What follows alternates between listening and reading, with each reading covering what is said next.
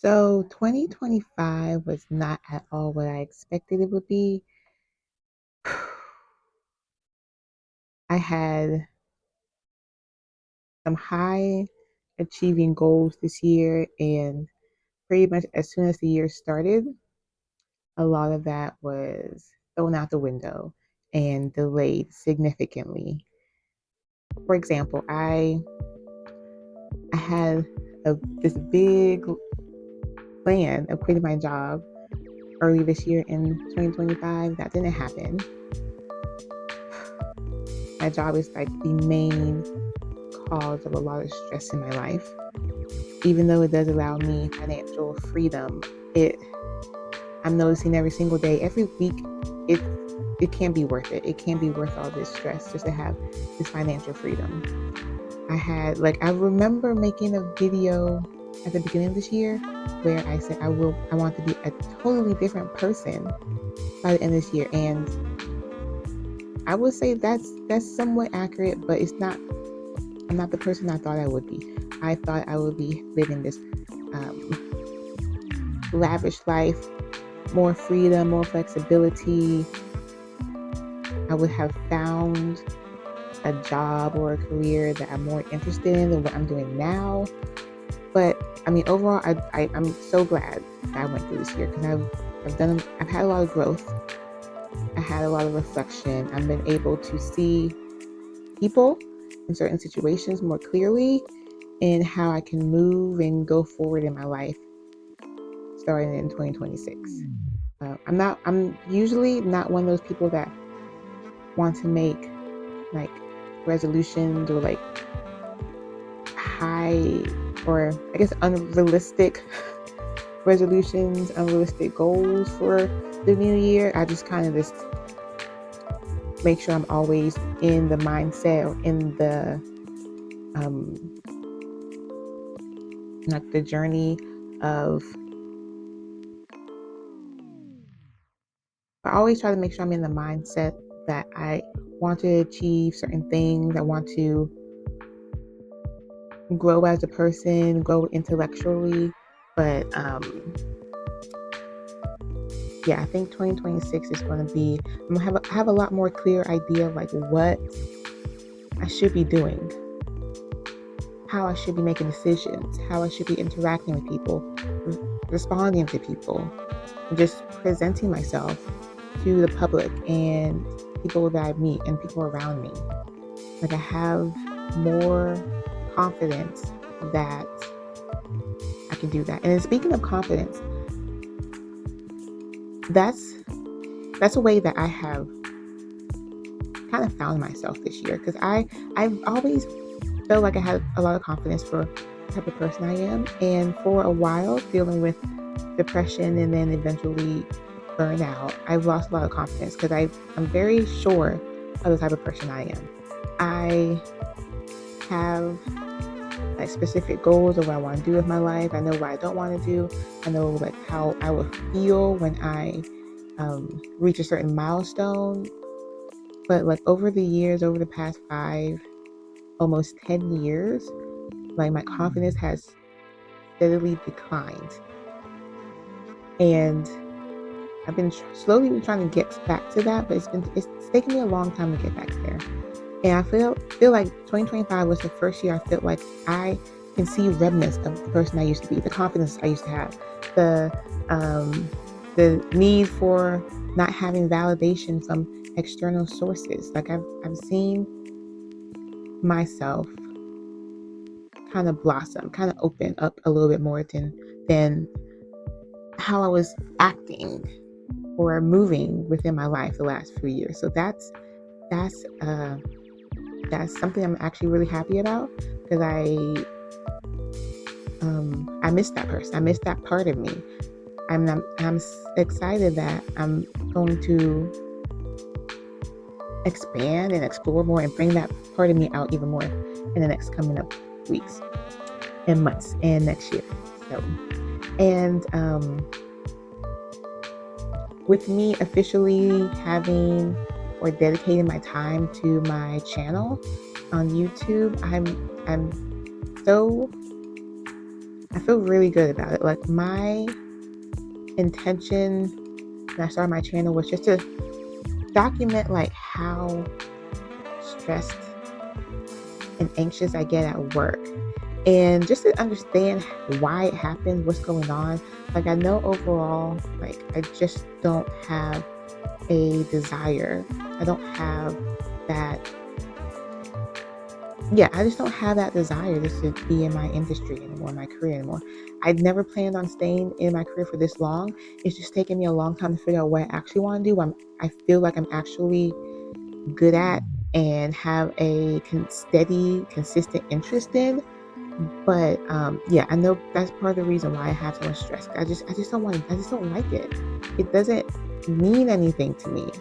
And I know there's thousands of people out there in society that what I'm doing means something to people, and I feel like they should be doing my job instead of me. So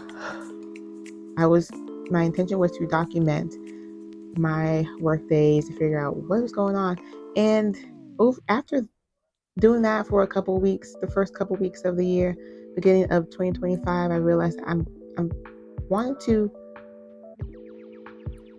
focus on me as an individual, because at the end of the day, there's a lot going on mentally, emotionally, that is contributing to my stress and anxiety at work. Yes, obviously, it's the job, but there's different factors for why I feel like this. So I've been exploring that through my videos I'm recording, like trying to figure out like how I can get out of burnout, how I can recover, how I can recover from burnout, and then how I can maintain or prevent burnout in the future. It's been an interesting process, but that is something I'm going to continue to explore in the next year as well, because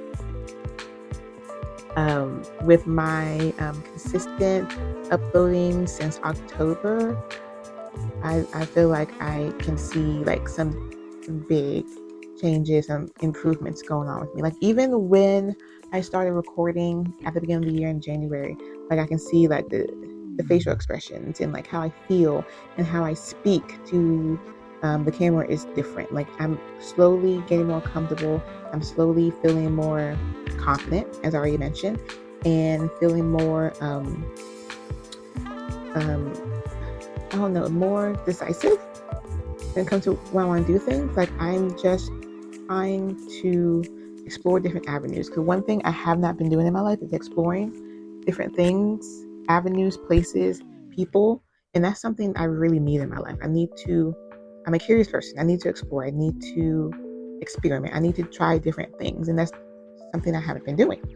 So that is something that I am looking forward to as well. I plan on doing more exploring, being more flexible, being more spontaneous, because that's something I definitely need. I like being spontaneous from time to time. I know my current lifestyle doesn't allow for too much spontaneity, but if I work things out right, if I make the right decisions, maybe eventually I can be more spontaneous in my life, just overall, But like I said, 2025 was not at all what I expected. But I will say one thing that has helped me to regain my confidence was to stop playing small.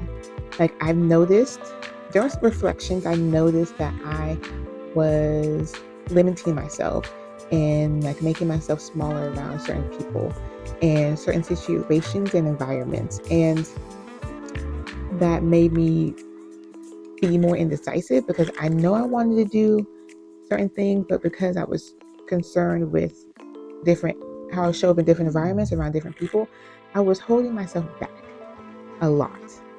And after a lot of time of reflecting, I realized I just can't do that anymore, because I was holding myself back because I was thinking, oh, these places, these situations need me to help out.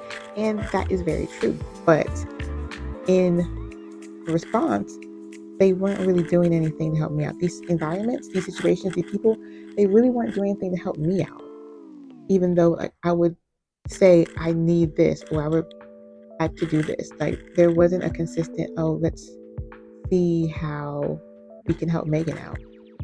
But I noticed that I would hamper my decision making. I would change the things I'm doing just to help other people out. And it came in a situation of they weren't even noticing, like certain environments. Like I know definitely my work environment, they weren't even noticing things I was doing to help them out that was really going against my values and really going against like what I wanted to do.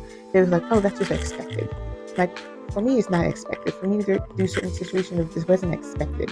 I put a lot of effort in doing something. I changed the way I like to do things and how I prefer to have things done, just so I can make sure that you're okay in this work situation. And I didn't get any, and obviously I wasn't getting anything back as a like a reciprocal act. So